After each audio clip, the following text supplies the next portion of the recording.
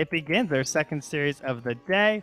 As you said, I tend to agree that these drafts look pretty good for the side of the Bumblebees, but certainly not lost. No Dota game's ever lost at the draft, and there are some benefits here for Black and Yellow. They got some solid pick-off if they just hit the Dragonite stun. Your hero might just blow up and die, and although Storm has some enemies that you don't really want to play versus, it's still a Storm Spirit, so sometimes your game just gets balling out of control.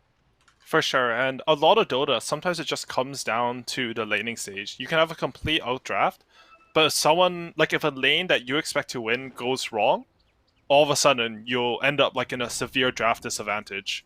I think, for example, like if they rotate the Mirana early and kill this Beastmaster a couple times and Void's free farming, and all of a sudden he's the one kicking Beastmaster to the lane, like I don't think Bumblebee's lineup functions the way they would want it to, even if they trade some bad first bloods here. Oh, this is interesting. We have the Hawk flying up the hill, kind of scouting out the entirety of Black and Yellow. But not really much you can do other than try and figure out what the lanes might be by their items. I think they're going to go up here and contest. So that should be both of the bottom boundary runes going to the Bumble bEEs. What can you do? We got some Dota. Man, that what can you do one keeps catching me off guard. I keep thinking it's production. Same. Some of the voice lines. I think there's... I can't remember which one it is. But there's one voice line that takes like a full minute to end. It's from a Bloody Nine, whatever team he's on. I forgot. Oh yes, yeah. That one's very long.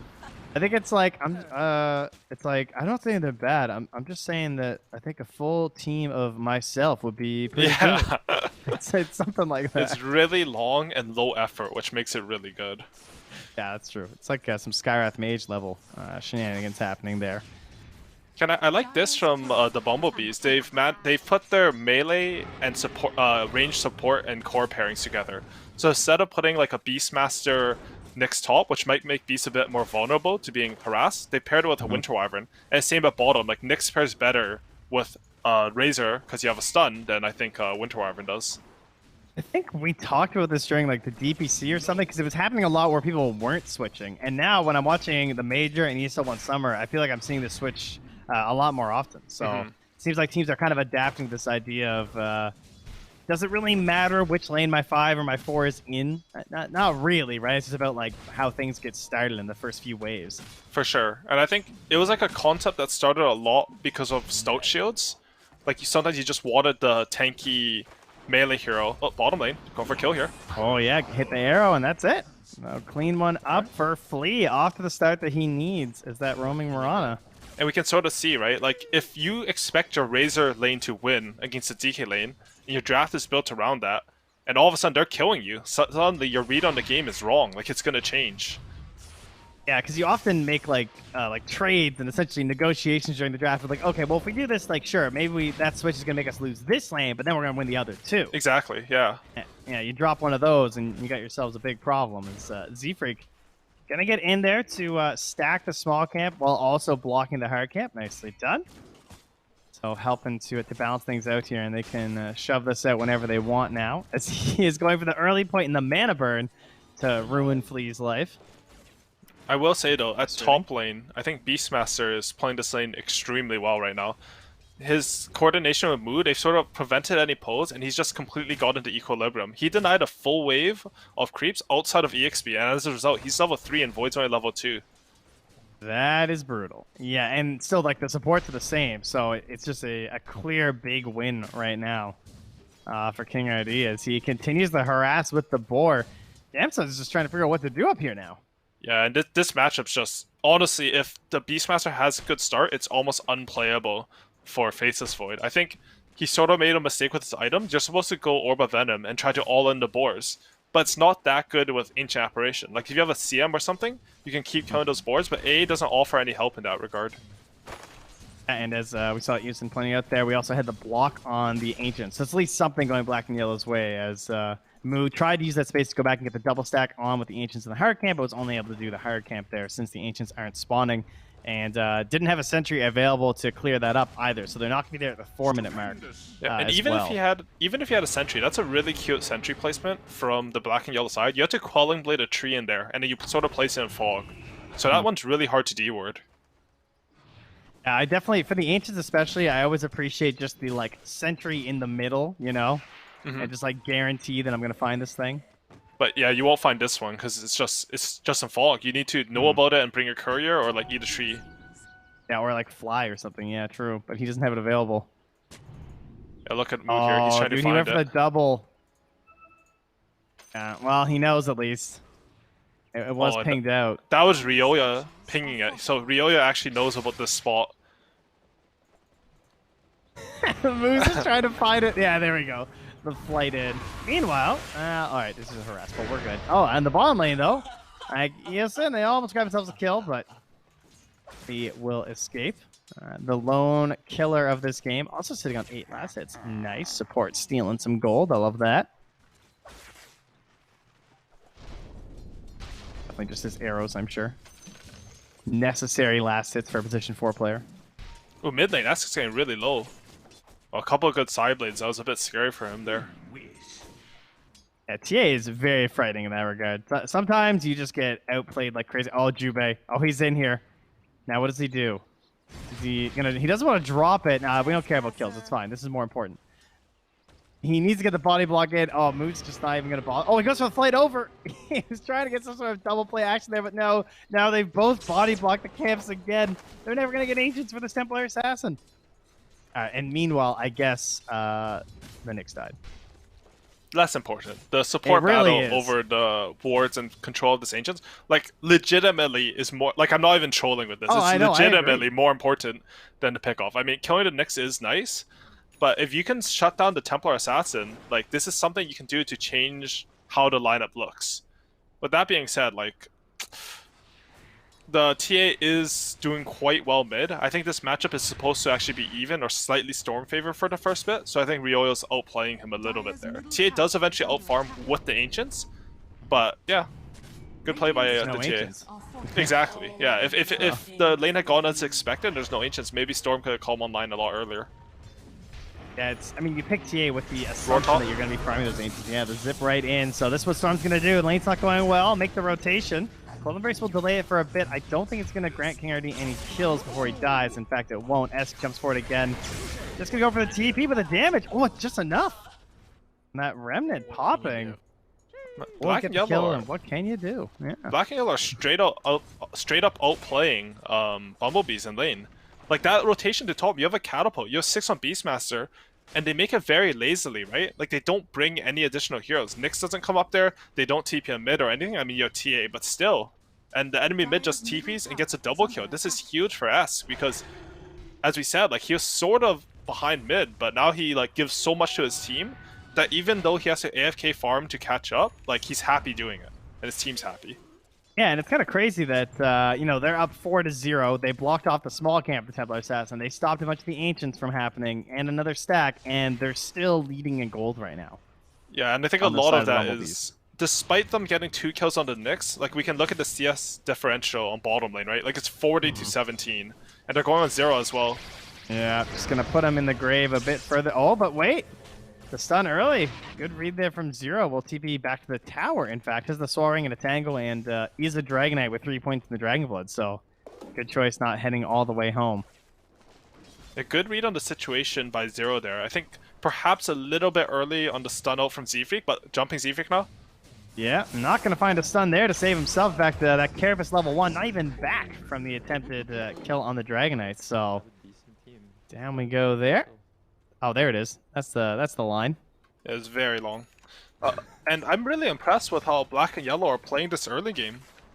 I expected Bumblebees to be a lot more clean in the early game, but honestly, they're 5-0, but as you said, it's a 2k gold lead still.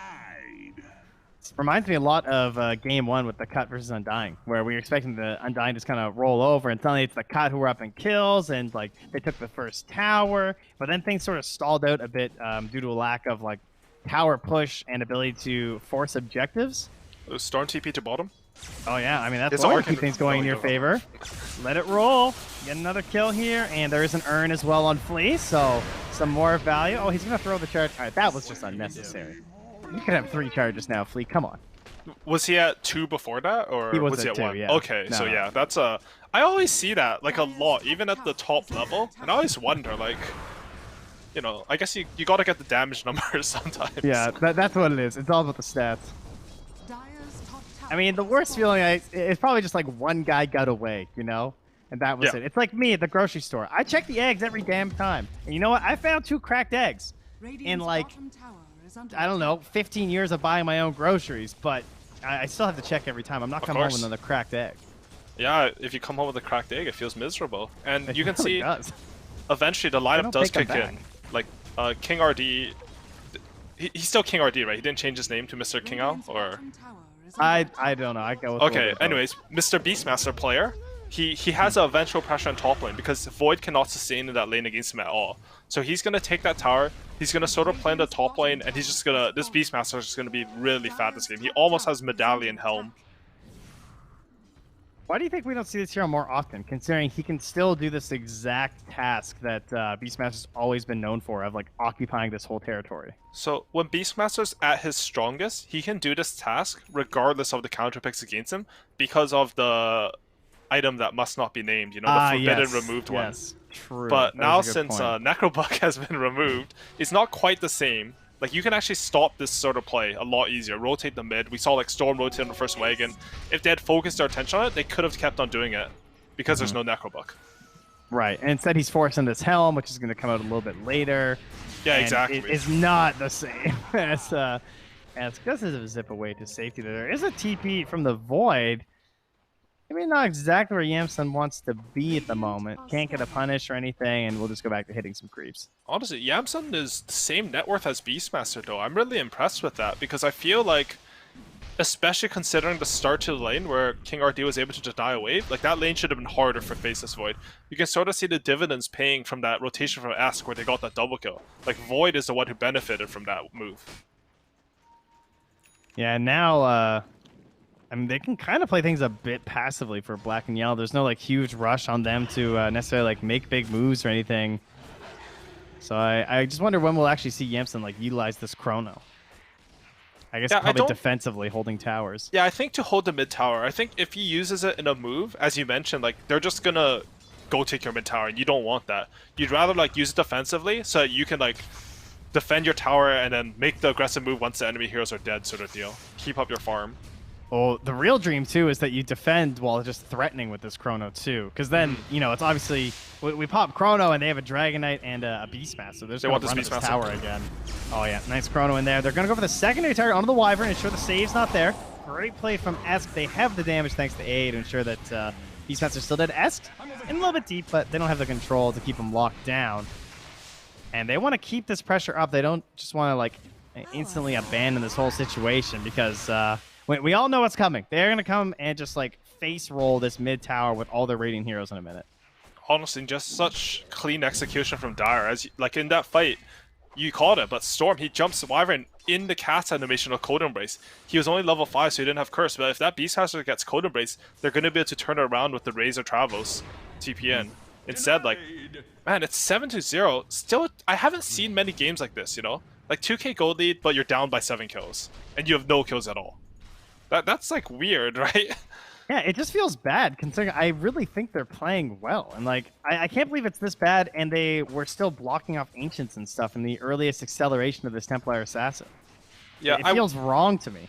I think a lot of the net worth is on the Wyvern versus A. Like, there's a 2k difference just specifically in that matchup. Sorry, hold on thought for a second as I go for this mid tower. As we said, no chrono. Mid tower's dead. So we can there's sort of really see... nothing you can do. Yeah, exactly. Like, we can sort of see why he was sort of holding it for so long. But I think this is okay. Like, this mid tower will go down at some point. As long as you sufficiently get enough out of the map to, like, have compensation for your mid tower, it should be okay. Yeah, I mean, you took that bottom tower nice and early. Your Dragonite's needs some space to farm down there. Wants that Blink Dagger before he can play some Dota. They have lost their top jungle here, though, as Beastmaster tends to do. Yeah, and Envy, he's not doing the typical carry thing where he rotates to top. He understands that the real carry in this game is not even his mid TA, who's like a carry hero, it's his Beastmaster. You want to give Beastmaster the priority farm. He wants to just sit top, create a ton of pressure, get up his items, and then he will, like, he won't carry the game in terms of right-clicking people, but he'll carry the game in terms of, like, map control, providing, like, the right team fights and running at them. He takes the tier 2 towers, which is then going to open up the map so that you can actually farm. Exactly. So even though he's sort of farming this dangerous area, and like his farm's not accelerating because of it, he's still like farming okay, you know, and his Beastmaster and TA are having better games because of his sacrifice. If Beastmaster's down here, they'll just dive and kill him, and there'll be no counterplay.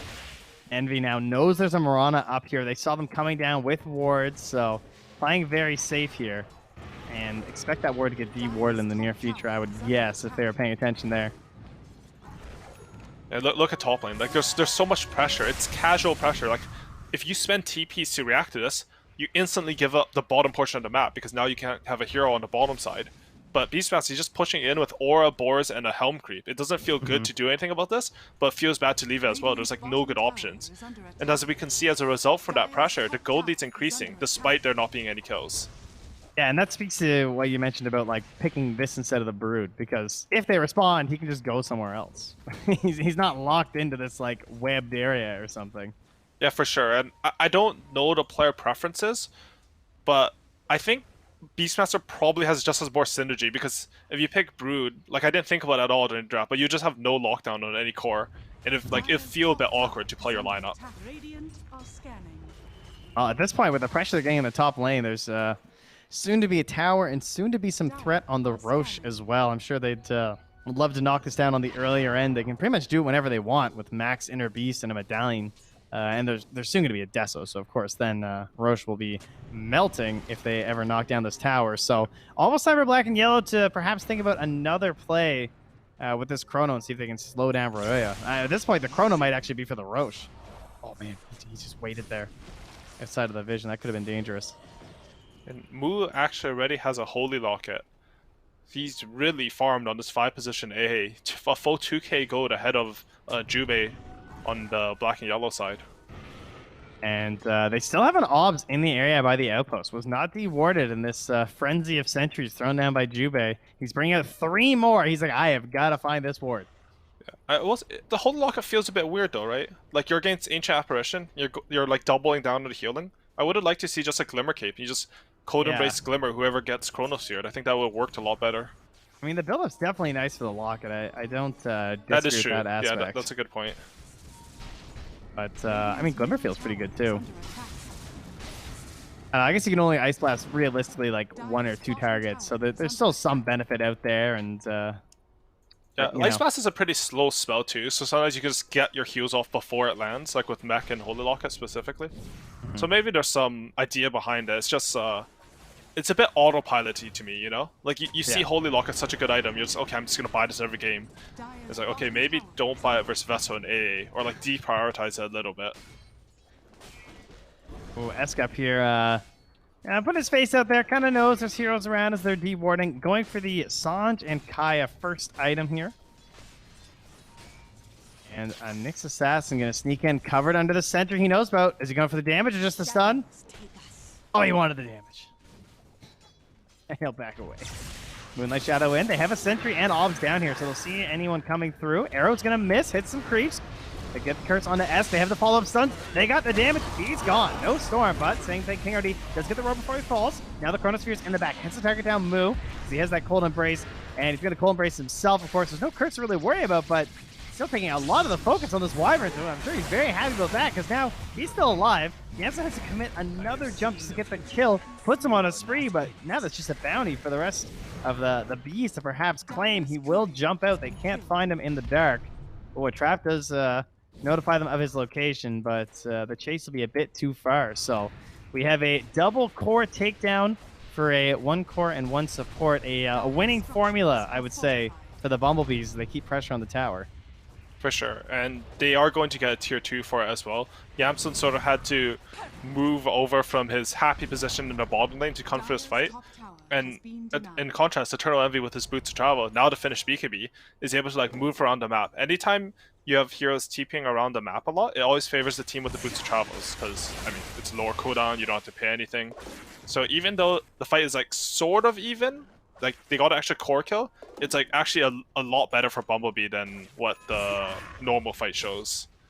And of course, oh, he actually didn't pick up that Philosopher's Stone. Yeah, go back and get that thing, Esk. All right, we're good. Of course, the Chrono's down, so now Roche is mega free for them. Tier 2 taking the top. They can maybe smoke in, find a pick, go for the outpost, or they could just take the Roche in like 15 seconds if they wanted to. But they want the aggressive option. They know there's no chrono. They have Kurt's back up too. Everything's ready to go here for the Bumblebees. No cooldowns to worry about this game that are too long. They just They don't want Flea though. They want a big one. Did they not have vision of him? I feel like you should just take any kill into Roshan here. Like Chronosphere's down. Vision. Literally any kill gives you the biggest objective on the map. You already have a tier 2. You should probably take that shrine that you got to tier 2 for. But I mean, they're just gonna go into Roshan without getting a pick off, so it's the same thing, but you don't kill a hero. I think he was just in like a weird angle where they didn't quite see him before the obs was placed. And then now an Ice Blast comes through. So, I mean, full knowledge is happening. Still 25 more seconds to the chrono, and frankly, just not enough time to get here. Even if they wanted to contest, they're still staying spread just to be safe on the Bumblebees. It's really slowing down this Roche take. Eventually, when he stops getting bashed, Roya will finish it off there and grab the Aegis and a friendly cold embrace from Moo. And an outpost. Honestly, I feel like Bumblebees are doing sort of the right moves, but it's a little bit like more sloppy than what I expected. Like not having the outpost before you do Roshan, just in like theory, when you control the area, it doesn't sound right, you know? Like it's not like it changed anything. It's just not. I expected this team to actually challenge to win this qualifiers. I hope to see like them sort of fix up these patches and like improve as the qualifiers go on, because I think they have the potential to do so. Right, but they, this almost feels like a bit of a warm-up game at this point. Where, yeah, I would agree. It feels like they're not like checking everything off on the list or doing the simple plays. Perhaps just feeling like they are very strong and they want to beat out the timing on the chrono. So there's some valid reasons for it, but from our perspective, it's just like, well, this is looking pretty easy for you guys. Yeah. And I mean, it's easier for us as spectators, right? Like I have full vision. I see no one's near the shrine. I see the ward down, and I see Dyer's all in like Radiant jungle. So it's like no one can cut to that shrine. But in their heads, like, oh, maybe the only way we lose this game is we try to get the shrine, they smoke 5 heroes, and they take a fight with buybacks onto their own shrine while they still have it. And all of a sudden, this like guaranteed position doesn't look as good. So like sometimes like these thoughts cross your mind. I mean, I can see the chrono's not up. I can see where the heroes are. They don't have this information.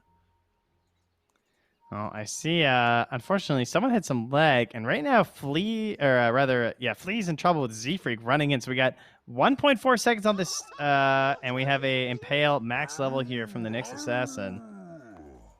Will he die? That's the question. Zero's gonna blink in like 2 seconds.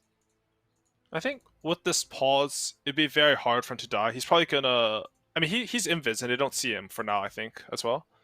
But even if they did, like, he'd probably. Oh, sorry, Z-Freak. No, I mean, is Flea gonna die? Flea. Oh, my apologies. Yeah. Yeah. You know, I heard the words you said, and I just didn't process them at all, which is my bad. And they can get him for sure. I think this is probably the worst fight for Radiant. Like you're theoretically fighting into vision, so we'll see what they do here. I think you just let him go. Yeah. Oh, there you go. Go after somebody else. Oh, man. This is smart. They know he TV'd out. Bold. Yeah, he's like, I don't think there's a sentry. Surely this will be fine. I do appreciate not going for the damage, though, because he just guarantees that with the TPs coming through, they'll find a much more valuable prize there. Time is money. I really like that, because I feel like when people see TPs, their brains turn off, and like, I need to cancel this TP. yeah. But if you just let that TP go, it means worst case scenario, you're going to fight a 4v5. And Z-Freak like identified that. Maybe the pause helped him a bit. I don't know. But you get the bigger kill, and you don't force like a fight into enemy vision where they might all be there. You're going to try and get some vision up ahead of themselves now as the Bumblebees, as they run into the dire triangle, forcing out the side of black and yellow. Not very easy to catch the Storm Spirit still. Without like a straight up blink roar. It's kind of their big option here, but certainly something to be aware of. They also have a gem on Moo. I love this. I feel like gems are making a bit of a comeback on the earlier end, because just like want to secure vision, and people spamming sentries is rather obnoxious. They should go high ground bottom and force black and yellow back to base. They have eggs on Nyx Assassin coming out, I believe, or was that not coming out? Okay, never mind. He doesn't quite have it. I thought he had it, but I think they should do it anyways. Yeah, I think as he said with Envy, he's doing the build. He's going for that refresher. He still has a full BKB with his bots, so yeah, he's definitely ready to fight here. And the goal of this push is basically only to force him back here. He tried to EQ the wave while also getting heroes. He just missed everyone. It was pretty good.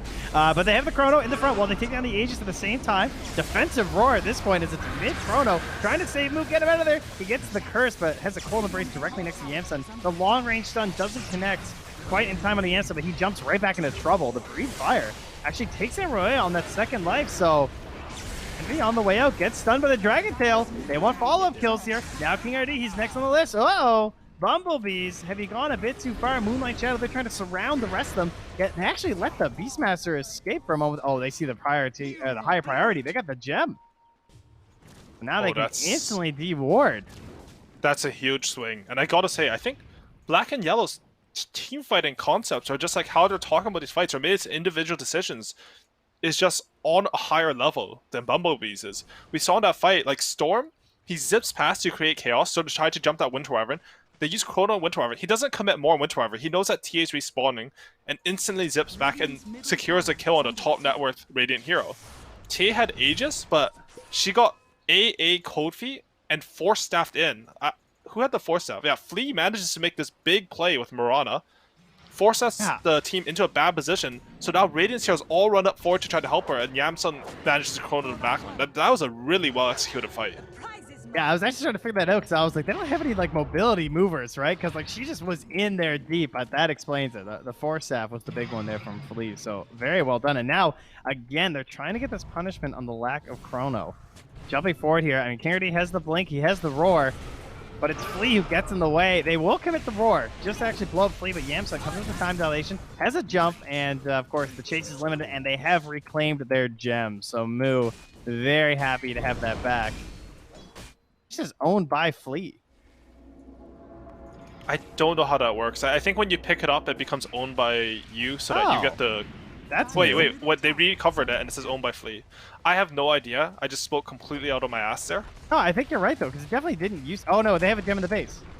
So, wait, is there okay. 2 gems? So so that was their gem that was owned by Flea, and the gem in their base is the one that was... So they had a switcheroo here. We've traded gems, yeah. Okay. In Faceless Void, he's actually picked up his shard very early, much earlier than I normally expect to see. I think it's a pretty cool pickup because you can jump into a fight, if you get linked, you instantly come out. Now Razor has like no option to get the static link on you.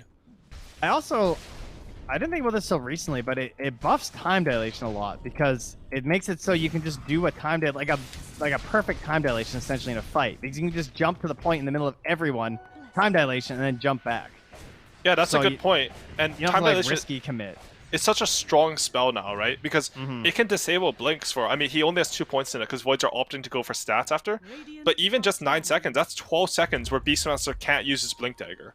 All of a sudden, like, you're safe just because of this Aghanim shard. It's one of the more underrated shards, in my opinion. It just does a lot of like little things well too, because the bonus range, of course, is always going to be a good aspect. As they throw an arrow out, it is under like a trap and a hawk, so I think they're fully aware of the smoke at this point. Oh, smoke pops now. It's on the Wyvern too. They're a great hero to start targeting. Throws with the curse. Reactionary. It's only Jubei. Not a great curse right now. See if they can get Jubei. Actually hit the 2-hero Ice Blast, but one of those heroes is unfortunately a Nyx Assassin in the ground. Z-Freak. Oh. He doesn't go for anything. The Storm actually gets out, and they're going to jump in and jump out with the kill. Now Wyvern and AA down. Envy chasing through the big BnY. He goes for the reflection, but instantly gets chronoed. Z-Freak with the coverage. Stuns right through again. Yamsun finding it hard to get the damage in the middle of these chronospheres. Now he's roared up. He's gone. Big blast through from Envy. Has the DKD going for the second one thanks to the refresher-esque force to TP home. And Flea, well, he's doing what his name says. He's fleeing up that mid lane and should be okay with 2 leaps and a Force Staff left. So Black and Yellow, they had the Arcane Rune on Storm that fight, so they felt really strong. But Eternal Envy, with that refresher of Yo, he's just BKB'd for 15 seconds that fight, and you just don't have enough damage. You have no right clickers until Void has a lot of items. The shard is cool, but it also means that you do not do as much damage as a normal Faceless Void with your net worth would. I love it when players have this, like, I don't know, like, deep history with a hero. Like, I've seen so many Envy Razor games. There's so many different patches and versions of it, and it's not exactly a hero that a lot of teams are picking up right now. So it's cool to see him find a build like this that I can easily see another team, like, just, like, copying. Because it's just good, you know? For sure. And it's always the hero spammers who come up with the new builds, I find. Like you have some sort of institutionalized knowledge on a hero, it makes it easier to like think of new things because you don't have to lay the same foundation. I think like not just in Dota but general thinking, but sort of a relevant topic.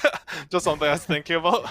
Oh yeah, perfect. You know, just how our brains work and the paths inside with the synapses and everything. Just standard Dota knowledge that we have to get good at the game. What it takes, you know. Freak. They still have a mid-tier 1 tower, by the way. So They do. It's so hard for the black and yellow lineup to push forward because like who's gonna hit this tower? Like your Faithless Void or your Storm. Maybe your DK, but honestly, like you need him to jump people this game. So like you can hit it, but you don't have saves because one of the weaknesses of Ancient Apparition as a 5-hero is that you don't have the same save that a Wyvern or Abaddon or Oracle offer.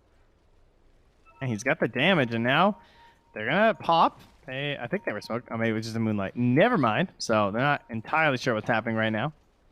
There was a gem on Flea, but I don't think he was in range there to find that Nyx Assassin. So the Z-Freak moving on out. Back to the mid lane, and they are taking over the Dire Triangle instead. They also have a wave very close to the Dire base, so concerns here for black and yellow, I would say, is they don't find anything on their big excursion top. Yeah, and Bumblebees, they've just done a really good job of taking control of 2 lanes here. They have the mid pressure, they have the bottom pressure. That means that black and yellow are going to be forced to respond to them. They really do not want to have to go back to base here, because if you go back to base, it's sort of forfeiting control of the Roshan area.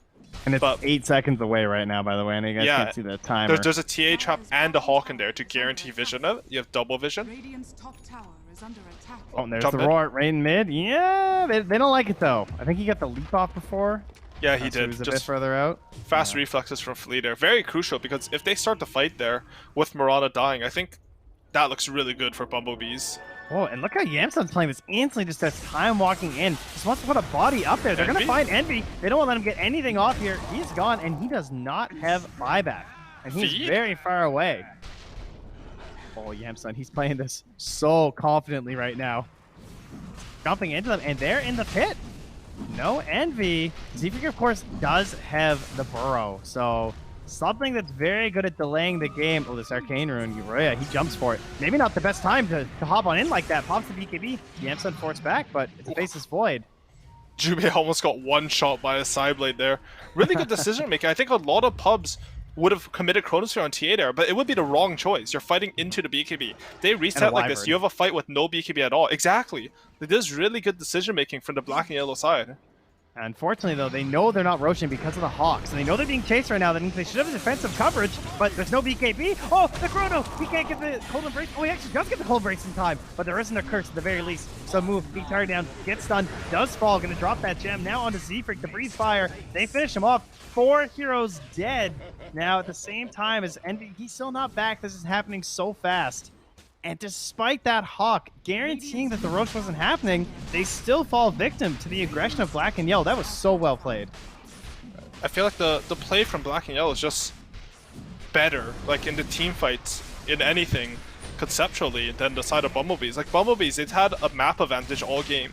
They slowly like built up a net worth advantage. But when it comes down to it in Dota, like in the clutch, you have to win fights. And black and yellow are all playing them in that S-spin. I even think the fight should be easier to play from the Bumblebee side, honestly. Like you have vision advantage, you have counterplay, you have like decent jumps in Nyx and Beastmaster. But I mean, black and yellow, they get the pick off on the Razor, who's trying to take a shrine alone, completely under vision the enemy jungle, made no sense. And then they managed to follow it through with a one team fight, and now they get Aegis. Yeah, this Storm has been playing without a BKB this whole game, and I feel like Esk is still crushing it on the initiations. Yeah, I'm surprised how well it's going. I think he set up like 5 kills in the early game, kept up his net worth, and is getting every initiation. So some of the lore between these two teams is I think Envy and Esk have played together for a while, and Envy actually wanted to take Esk with him to Bumblebees. But because you need 3 players of the same roster from like the old Sad Boys lineup, I don't think he's able to take Esk with him. So now Esk is on his own team, and he's just styling on them. Like this is one of the better Storm performances I think we've seen. Just making something on nothing, you know? It's not the big like, oh, I'm like crazy farm this game kind of Storm. It's just you know, I know my role. I have to find this Wyvern and help my Faceless Void play Dota. Yeah, he's always there. Like whether he needs to jump first and like just sort of bait his body a little bit so you can set up the chrono, or he needs to like follow up by like disabling the saves. He's just done a phenomenal job this game. Yeah, in combination with Zero, it's very interesting because they almost have like two sort of soft initiations. I mean, Zero, it's obviously a bit more committal, but he's also so tanky that he can often like blink, stun, and walk away if it doesn't look good. And they're both just like trying to force Mu to reveal himself.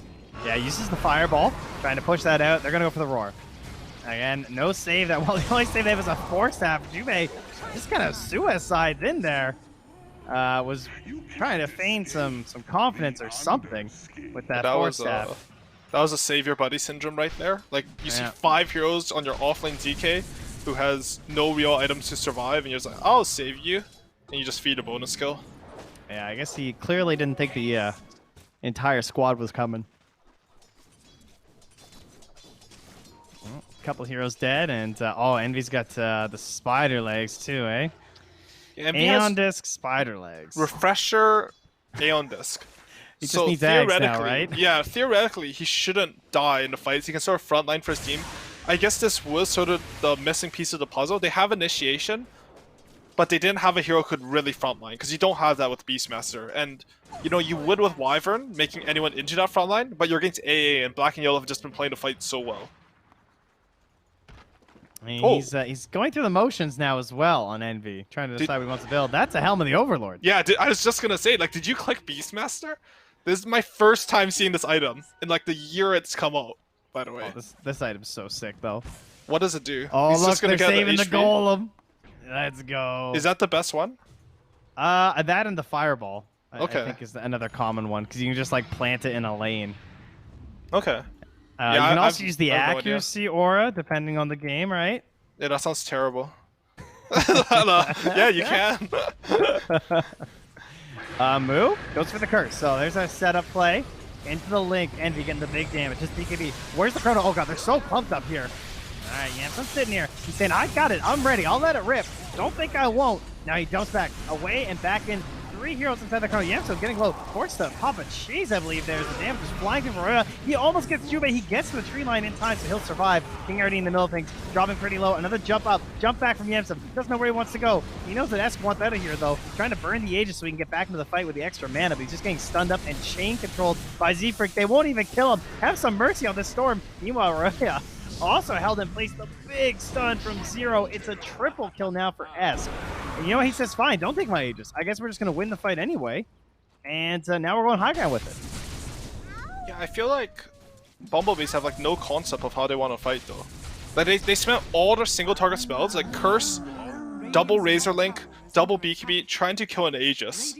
Like fundamentally, like this, like if you had like a long time to talk about how you want to team fight, this is not the conclusion you should arrive at. And I think like it showed, and like I gotta say, like Esk was a insane boss in that fight. Like he gets gone on, double BKB linked curse, and he zips in on the Radiant team. Like he did not care at all. He even held his BKB until right when Nick's carapace, so like he got full duration out of it. I think. Yeah. I don't know. Like Black and Yellow's team fighting, like maybe it's to do with the heroes, maybe it's the players, how they think, but it's just so much better. Like I've said that a lot, but I'm just really impressed by how they're performing this match. I am definitely loving aspects of this like burst style 5 versus the save 5 in this game. I mean, it might just be like, you know, specifically the matchups and everything, but like, you know, if they have a hoodwink or an AA, that Storm's probably just dead after the initial play, you know. But instead, they don't really have the right follow up to bring them down. Yeah, that's so true. Then for the sure. fight gets messy. Oh, they're going for a smoke here. Yeah, smoke and moonlight here. The double coverage. Still invis. I think he was in the center range. Indeed, he was. Curse is forced, but there's no one inside of it. It's just Yamsun hanging out by himself. Having a little cool breeze as they will grab an easy kill onto the Wyvern as well as the gem once more. I'm not sure where they're all at now. I see one on Flea and one on Zero. All right, we got 2. The 5 should stop holding the gem this game. Like the gem's passed between teams 4 times now, right? It's time. Like, I would not want to hold this gem if I was Winter Wyvern. Wow, Zero feeling tanky. He goes to the attack range over the 20 strength. Okay, I think he's identified, like we were talking about earlier, like how do they hit buildings? I think he's identified that it's his job. And what he's saying is, the 150 range away from the tower is more valuable than the 20 strength for doing that. Because if they jump him, like he thinks he can still win the fight, it's all counter initiation. So I like this read by him on the game. I mean, he's not wrong. He's got 67% physical resistance versus a TA, a Beastmaster, and a Razor. I feel like I'm probably okay with that decision too. Yeah, and this game, I think I'm learning a bit about like my conception about the draft. Because like in my head, like Radiant heroes are way stronger than the Dire heroes. But something that I think Zero drafted and thought about in this lineup really well was that Winter Wyvern can only save one hero. So he sort of picked like 2 soft initiators in the DK and Storm to poke them, and then the Chrono can come in later, usually on the Winter Wyvern since he's getting so much vision on Yamsun and he got that shard. So I think this changed like the dynamic of how teamfights were supposed to work in this game.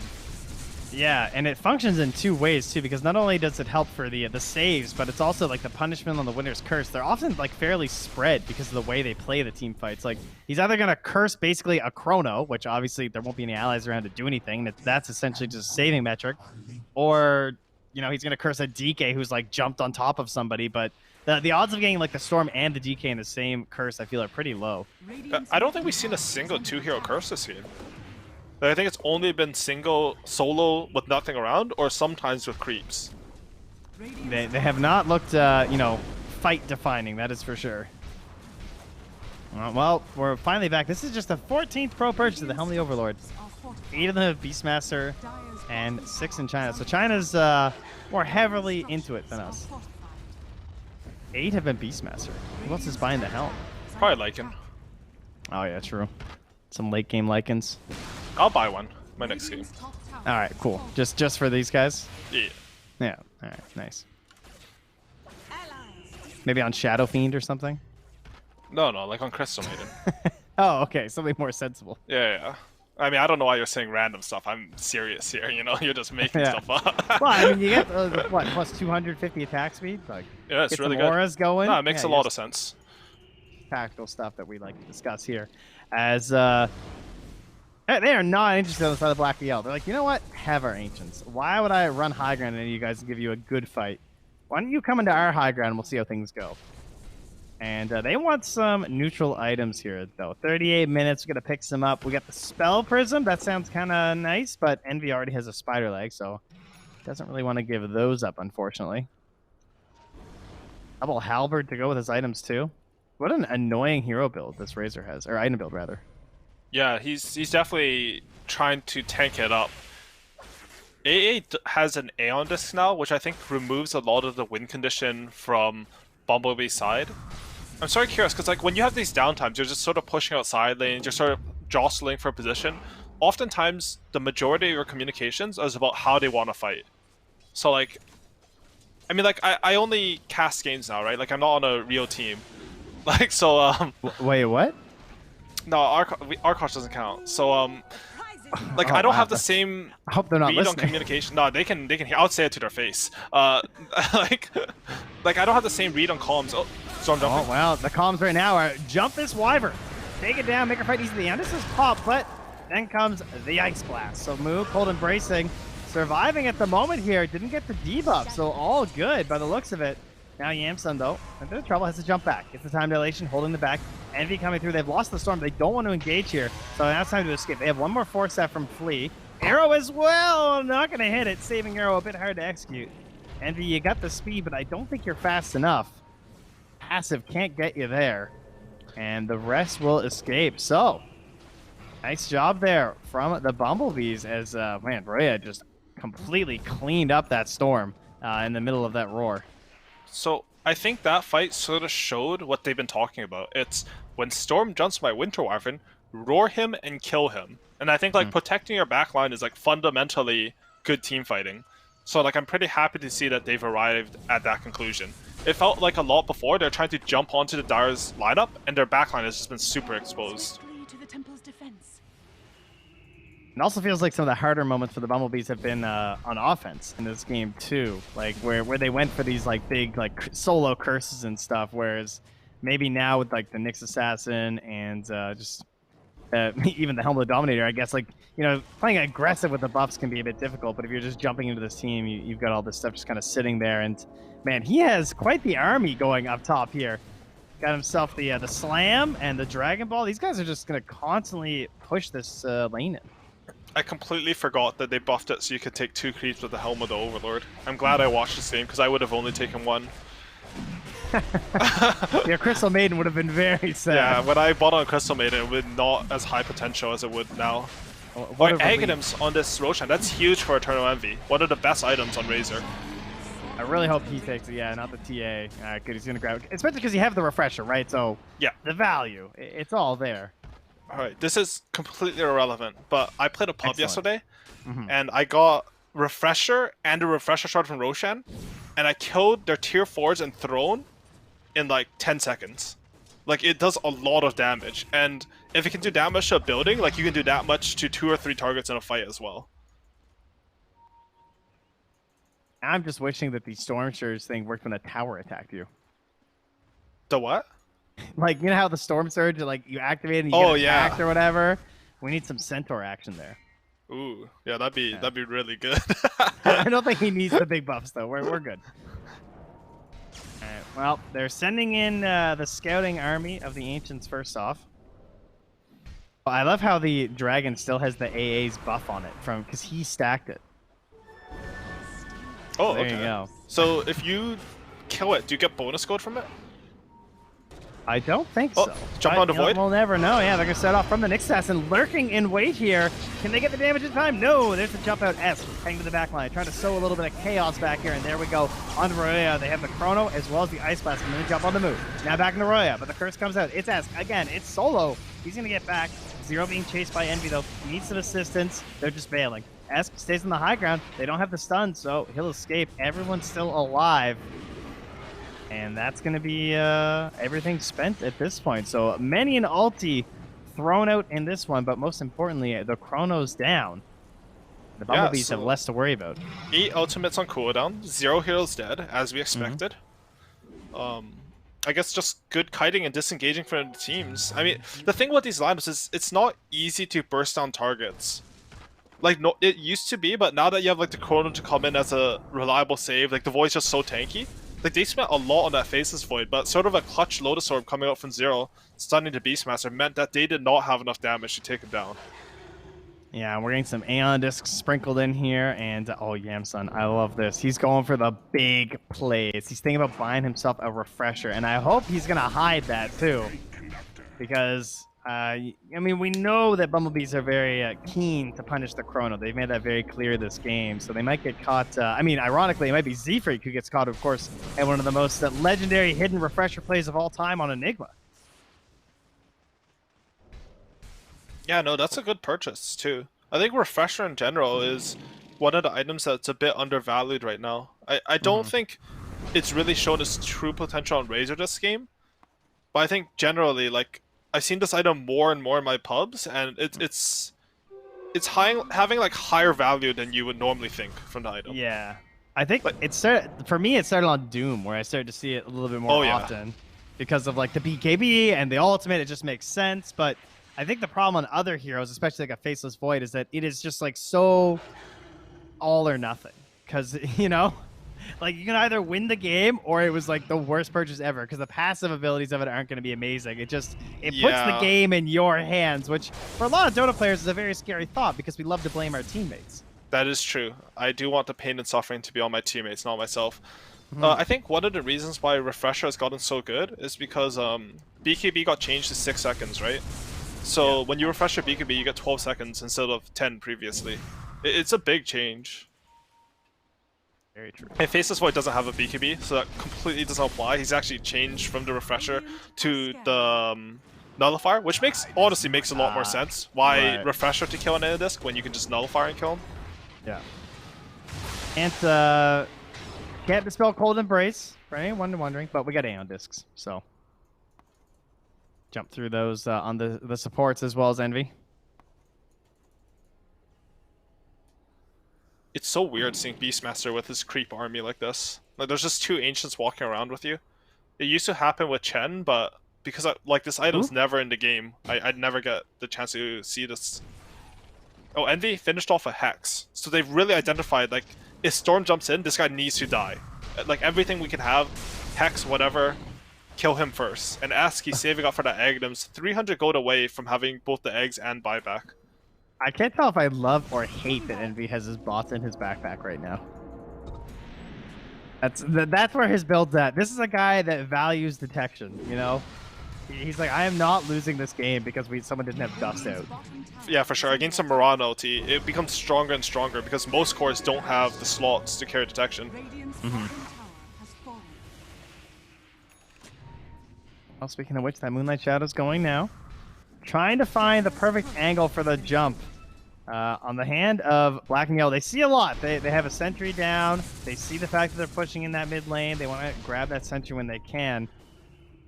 Meanwhile, for the Bumblebees, they are not really sure what's happening. They're throwing out some arrows. They know there was a hawk there, but they can't see anyone right now on the side of Black and Yellow. I love when Dota's like this. Like, you both just have each other's hill, and you refuse to leave. They are smoking up now, though. Oh, Dire, they throw out a scan. It doesn't connect, so they're kind of predicting this. They're scanning on top of their own wards, wondering if they're smoking in. Now they're going to follow their wave. Radiant, of course. Oh, he got baited by the illusion. The BKB, Lincoln's jump in stun, and now the chase down. It's going to begin. The roar. It is Lotus once again. Ice Blast coming out on the way, and Envy. There's the Chrono under 3, but Moo, he's still outside. He's holding the curse in case they even think about still fighting this. Where's the big curse for Moo? He's got to find the angle. He can't get into silence. Esk is jumping on top of him, and a pause comes out at the absolute worst time. Leg raffle. From Zero. Oh, Yamsun was DC'd the entire fight. I was wondering, he got linked up and he could have jumped into Chrono to disable it, but I'm pretty sure he was just lagged out of the game. Like, this is so unfortunate because this team fight didn't look bad for Black and Yellow, and I mean, this is just the reality of online qualifiers, right? Like, these teams, they don't have sponsors, they're not going to be in boot camps, but it sucks so much to lose a team fight this way. Oh. It's okay. It's just like the game-defining team fight. At least it's only game one. That's true. The positive note, guys. That's what we'll go for. this fight does, like, it might end up determining this game, but it won't be the reason why the teams won or lost the game. You know, like if you look at the replay, like anyone who looks back at the fight, like, oh, they only lost because of this. Like, there's been like 20 decisions that you can think about, like from the player's perspective. I mean, from spectators, this is the fight. You know, but yes, of course. Nah, it's just so unfortunate, man. I hate losing like this, like in pubs and officials, when it's more important, like TI qualifiers. Oh, it has to feel so bad. I mean, honestly, even if he was connected through this whole fight, this fight was looking rough, I would say. I mean, that Chrono came out, sure, he got 3 heroes, but like Moo was still fine, and then he gets jumped by Esk and has to be Orchided, but then he still had the Aeon Disc at that point, so... Although then you could argue, like, then he could have ran into the Chrono and like nullify Moo, and then Moo's if he dead. jumped the Link, I think nothing happens in this fight, though. Like, they're all gonna get out. So, but, like, you're right. Like, I don't really have a good read on how the fights are supposed to go this game, because honestly, there's really complex because you have like Wyvern and Nyx eggs, and you know you have a bunch of Aeon discs and Lotus orbs. But you know, in their hearts, they probably think they should have won this fight, like no matter what it looked like.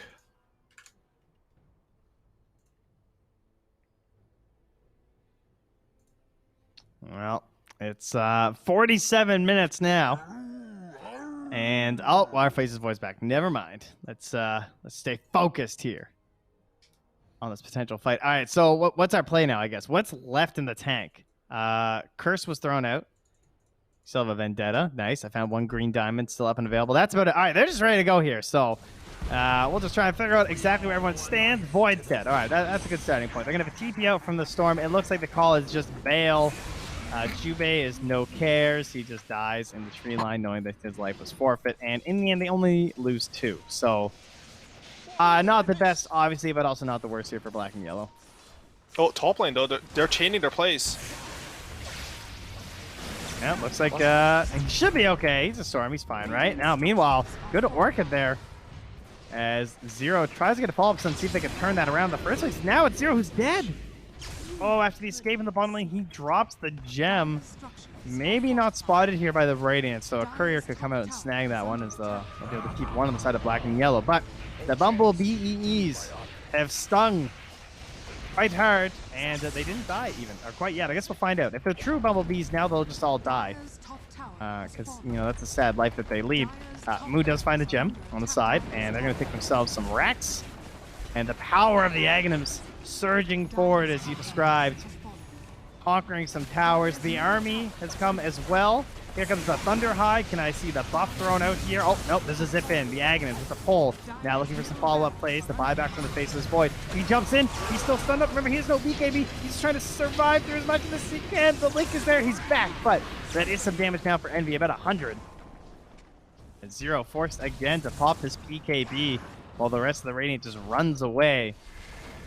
But that was no chrono, and they're still able to hold that set of racks.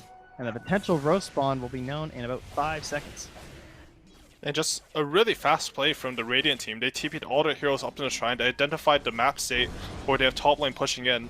And, I mean, it looked weird at first, right? Like, Envy sort of ran in and just Hex Storm alone with no follow-up. But Zero gets baited in because he's just like, oh, Envy's coming to feed. It's Eternal Envy, he's feeding. But no, he has backup, and he just sort of gets baited in. They have to use a lot of buybacks. And now the game's looking really good for Bumblebees. Envy sold his bots? He has. He actually sold them. Damn, Spiderleg's OP. Ice Frog, please. That's actually nuts. That seems super weird to me. Does that not seem weird? Like, you already have bots. Don't you just like give the Spiderlegs to TA, who's also 6-slotted? Or just, like, wait until later when there's, like, more broken neutrals? I mean, Spiderlegs are going to be the best neutral item if you're 6-slotted until, like, tier 5 items. But, like, I guess he's just really valuing this Dust. Like, he's basically saying Dust is better than a tier 5 item this game, which he might be correct in, you know? And maybe he should just hold a gem if it's that valuable, but, That is also true. If it might just be, like, the value of the 1,200 gold now as well versus the, like, just holding them for later value is just, you know, needs this buyback, wants that next big item, wants to accelerate the game plan. Why doesn't he just take the gem? I don't know. I mean, like, if detection's up, maybe, like, he thinks he'll die and buy back, but... Oh, perhaps. Well, Yamson dies the question. Lotus Orb thrown on top. He's going to get out. They're too worried about throwing the other big spells on top of that Lotus Orb. I guess maybe they need a nullifier of their own, huh? Yeah, honestly, a little bit sloppy there. We saw Envy refresh at the end. He didn't manage to chain the Hex. And this is the opening, because this refresher has... Like, I thought it didn't show that much of Razor this game, but the next fight, like, it did a lot of work. Just once the Hex came up, you have 7 seconds of disable, you have the double BKB. Okay, he sells the Dust for the Demon Edge now. Sort of makes more sense to keep the Spiderlegs now, I'd say. Yeah, most certainly. Okay. And there's the MKB. Okay, so MKB is better than Boots of Travel, I'm gonna say, but I'm not too sure about the Dust still. Okay, sounds good. I mean, it's also like keeping the refresher in the inventory too, right? I think you sort of have to, like, if you put it in your backpack, that's like 5-minute cooldown is the thing. Yeah, it's just like so crucial for how he wants to play the fights. But it's also one of those things that, like, that's part of like almost the value I feel like on some heroes where it's almost better in that sense that you don't have to hold it. Yeah, that's true. Like I Faceless Void, you know, but I honestly Faceless Void is leading the charge. I've seen it on Terrorblades where, like, or Lone Druids where they buy it and then they just sell it right away. And, like, yeah, true. You know, like, I had to get it for just one fight, but I'd rather have like 2.5k gold or something than like keep it for next time. That's actually like mega value some games, you know. Ooh, would I pay $2,500 or 2,500 gold to get my Chrono back right now? Yeah. Yeah, it's honestly not bad. Like, I mean, it's either you get your Chrono back up or lose the game. So usually the paying gold is better. It's like a buyback, well, he didn't have to buy one because there's a refresher shard in here. Radiant Vision, the Hawks coming through. They see everyone. The curse, it's on the Lincoln Sphere. Does not get the target he wants there from Moo. It's a jump back into the pit from the Faceless Void. Now they get a roar onto Fleet. Again, not the hero. Zip in from S. Gets the pull, but Z-Freak, he's still underground. He wants the chainsaw. The BKB's popped from the inside, but he's still dropping really low. Icebox comes through. He's going to hit on the 3. Can they get the damage in time? Yes, they actually take down the Nyx Assassin, a tough target. He's going to jump back out as Yamsun. They're going in a little bit more. Esk just playing so well this game. He grabs another one as the Wyvern falls. Meanwhile, in the back, it's Envy tangling with Yamsun and Jubei, trying to find the damage to bring him down, but it's Envy who gets stunned by the cold feet. He's going to fall with a jump back in, and black and yellow, despite being the ones in the pit, despite having the vision from the Hawk guiding the Bumblebees through that fight. they're going to grab themselves all of the spoils of this Roach. Yeah, the lanes are really bad for black and yellow. But again, like their teamfight prowess is just at another level compared to Bumblebees. We saw the Void Shard come in clutch there, you know, he took off the Link and finished off the Razor. But I think Yamsun in particular, that fight, like he got everything thrown on him. He didn't panic, he didn't leap away. He manned up, he chronoed, and he just hit people. It didn't matter he had like 1,000 HP. He understood like how the damage on Bumblebee's team works. And he wasn't scared at all. As a result, like they clutched the next kill with the Nullifier and they convincingly take that team fight. Esk actually just zips in just to grab the army down here. I think Esk had Arcane Rune for that fight too. I think that's part of like I've noticed black and yellow, their read on the map a lot of times this game is like we need a rune in order to give us a bit more oomph to our fight. Because like without the runes, like maybe they lack some damage, but Storm Arcane or double damage, like you're gonna be able to take these fights. It's a good read. Yeah, he's just been incredible this game, honestly, with the BKB and the Minotaur Horn too. Yeah, he went for the eggs. Yeah, he took the eggs. I think this is a really underrated eggs. I've actually seen some European players. They go for Octarine Core Aghanims, and they're just zipping in and out of the fights, bashing people. It's actually really good. That sounds awful to play versus. It's like did you ever play against the Aghanim Swift Blink, Aghanims Int Blink, Octarine Rikimarus? Where they're like permanent in the. It's basically like that. Yeah. Oh, that was the worst of the battle series. Yeah. I hated those. Just games. Never got out of the tricks of the trade. That was really fun. Oh, have you played against the new meme though, with the Sleeping Dart Meteor Hammer mid Ricky? That's a bad meme, but I have played against it. It's a very annoying meme though. It is very annoying. It's like playing versus who's that annoying hero that just? It's like playing versus Wind Ranger. Like, she's annoying all game and she's owning a bit, and then she just loses the game. Or like Tinker, you know? Yeah. But yeah, it is definitely a meme, I will say that. Oh, Ricky's got all the memes. I mean, once the hero can just become, you know, invisible and non-touchable, it's a little bit frustrating. Ooh, do you see that stat? Oh, yeah. And I'm surprised he's actually 9th. I mean, to be fair, he's also played a crazy amount of games, and he's played on a high-tier team in qualifying regions. So, it's kind of crazy that it's still that high. Yeah, for sure. I think like a lot of those games that bring it down are like you play in random qualifiers versus some like teams that are on a different level than you completely, right? You just end the game in 20 minutes. Without those games, he's probably the highest, honestly. Black and Yellow, they're feeling strong, they're pushing this high ground. Oh yeah, and there's that jump in with the Aghanims. Very annoying now for Z-Free too, because he's going to be jumping on top and stunning him every time he does that. Well, he's trying to be the real nuisance buried in the dirt. So that is a BKB pop though on Royoya. Oh, Envy, not ideal. He just took 2 Raxes. All right. The Razor's in there, and he's going to TP on out. They don't have an answer. This boy's a beast. He just walked up and took 2 Raxes. That's how he does it. You know, you can take Envy, put him on any hero, he'll find a way. And Roya, though, whoa, he jumps to the trap. They were looking for the stun, but they've actually found him. Oh, your tricky traps won't save you now.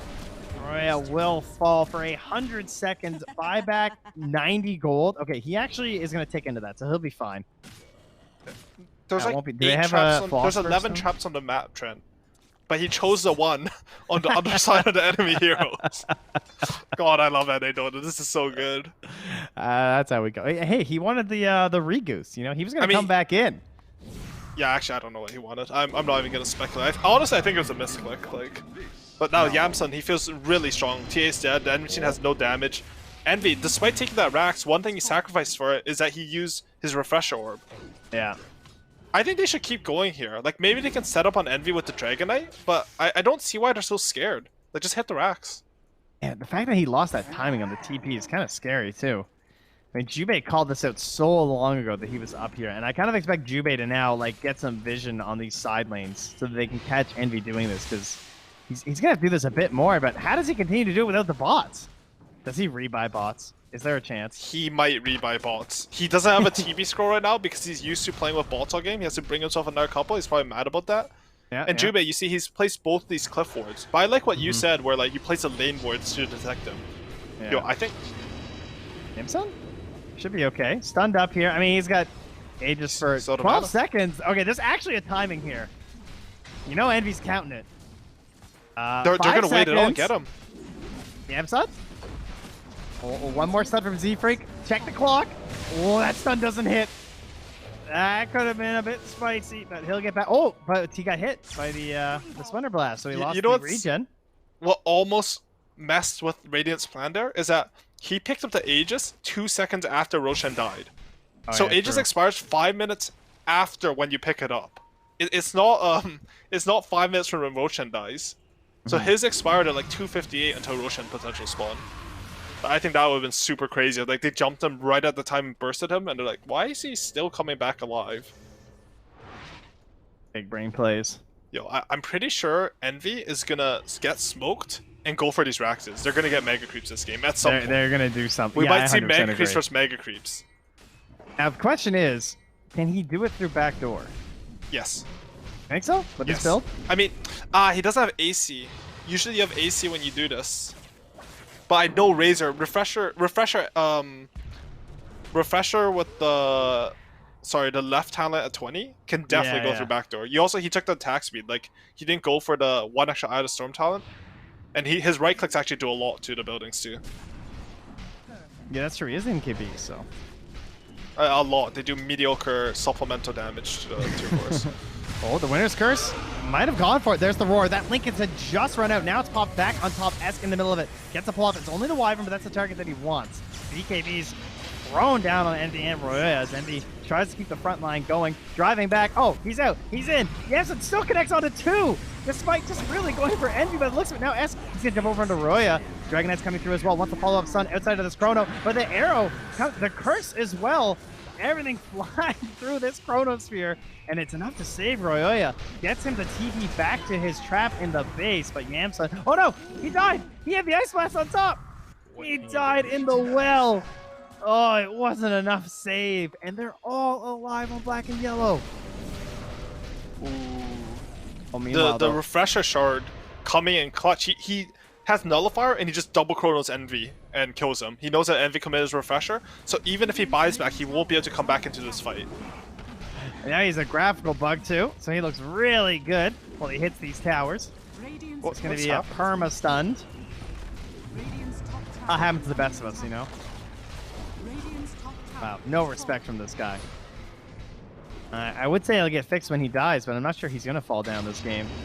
At this rate. Oh, I mean, he still has the cheese, of course, as they keep targeting these buildings. Now he jumps in onto Z-Freak. Ice Blast coming through as well, plus a zip from the storm. So, big damage on top of that. Aeon Disc, he'll be okay? Perhaps. Well, either way, they're now on the Yamsun. Still has a BKB until... Oh, he goes back in. Did you mean to go back in? Yeah, maybe. Baiting them further in. He doesn't know what he wants. I don't know what he wants. I don't even think the Bumblebees know what he's trying to do. Breathe Fire comes through, going to reduce the arrow falls up. It's on Roya. Oh, it's a big fireball. It's all stuck inside with the eggs full. Massive AoE damage falling to everyone. Roya again finds a trap TP out. So he will survive. And meanwhile, the curse, they almost get the damage there with the Beastmaster illusion on top of Yamsun as well. But back they go, and yeah, everybody relaxes. A 25k lead for black and yellow.